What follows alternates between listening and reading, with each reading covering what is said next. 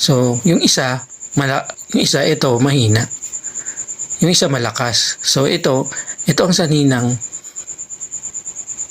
mahina ang ikot, capacitor. Kaya sure tayo na capacitor ang kanyang sira dahil sinils siya bago siya at sinils lang siya sa mall.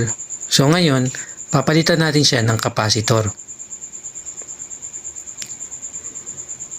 Ang capacitor natin kukuhain yung galing din sa lumang electric pan kasi guys, yung capacitor bihira lang yan masira. Kasi nga lang siya, nagsusupport lang siya. Nag-i-stack lang siya ng kuryente. Pag kailangan hingiin, pag pinindot mo yung switch, hihingiin niya, kukuha sa kanya ng kuryente. So, ang value ng capacitor guys ay 450 volts at saka 1.5 microfarad. Tapos, ang frequency niya ay 50 to 60